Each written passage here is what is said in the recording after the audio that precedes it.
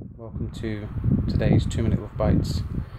I want to speak more about my experience today, and as I said yesterday, I was greeted by the carpenter who showed me that I was love and showed me that we were all love and that love is the answer, just by being, and there was no hierarchy because he wasn't any higher or lower than me, and I was just as special as everyone else.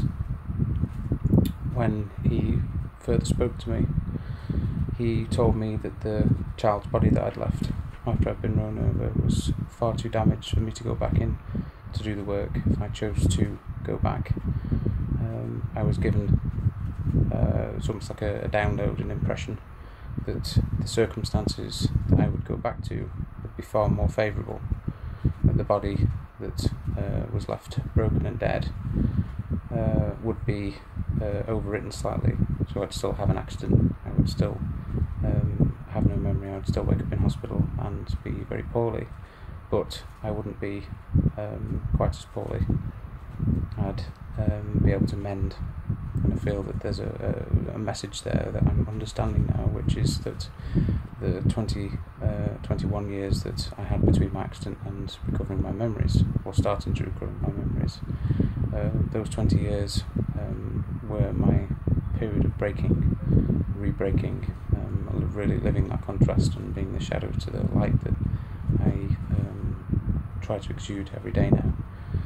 And the remembering, the recovery of those memories were like the overwrite, the ability for me to heal myself and continue to do so, and also help heal other people. When he gave me the ball of energy, which was the ultimate decider for me, as I said in my first piece, that was everything that I'd ever been, that was all my karma, that was the life that I would have to choose to live if I wanted to go back. I was also given to understand that we are omnipresent beings, and I saw all the other me's that had come to that point, all the other boys that had come to that point, and they'd all been given the ball of energy, and they'd all chosen to stay. And as I held the ball of energy, I understood all the pain that I would cause other people, all the tears that I would not be able to cry for myself, but other people would have to cry for me. And I stood as a 13-year-old child, but also a being of light. And the 13-year-old in me was almost like my ego, and I didn't want to go back. I wanted to give the ball back, and I wanted to stay. I wanted to stay with all the other me's that had made that same decision.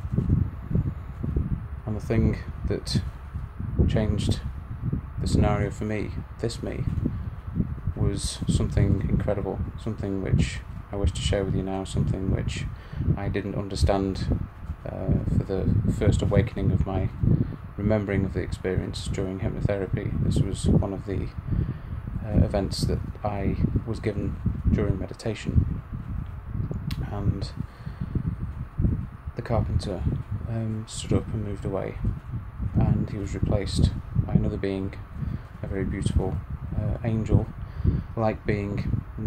This being was female, and she knelt and took his place and held my face very gently and said, "Hello, my love, you don't know me yet, but I know you, and you will know me.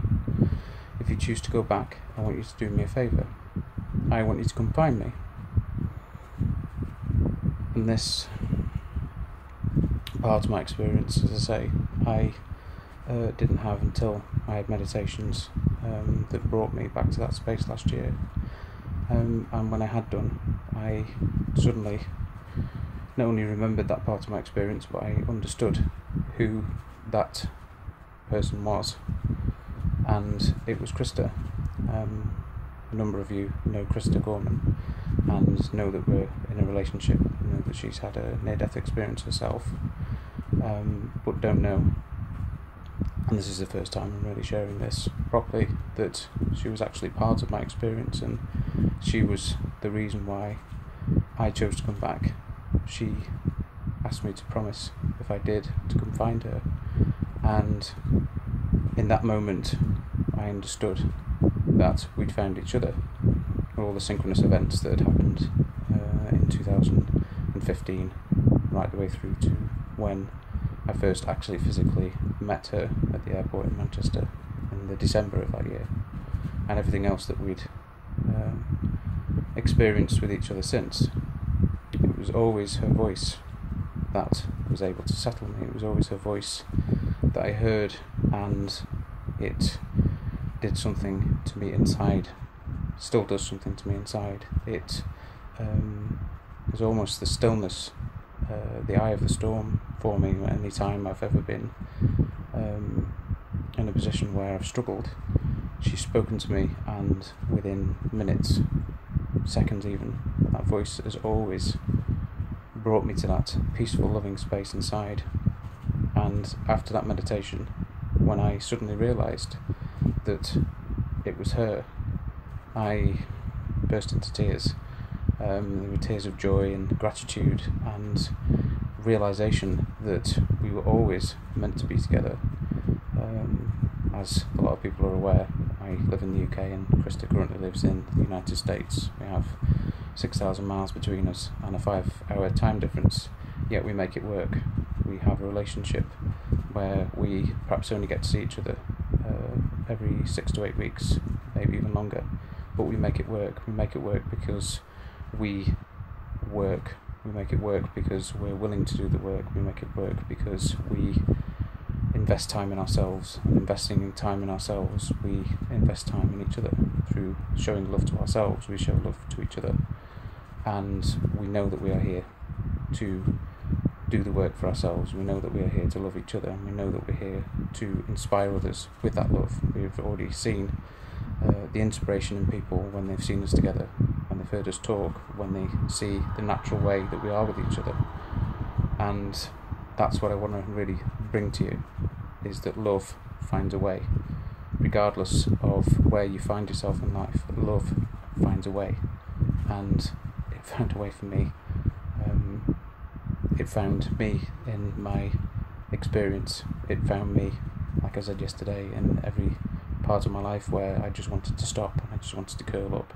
It found me, and it kept driving me forward. And I realised during that meditation that what kept driving me forward was that love that I knew that I was, and that I was about to find in someone else, and that someone being the very beautiful Krista Gorman, who I love very much, and I know that she loves me, and we're here to show that love to everyone, to show them that they are that love, to show them that they have just as much love looking after them as it has always done for us.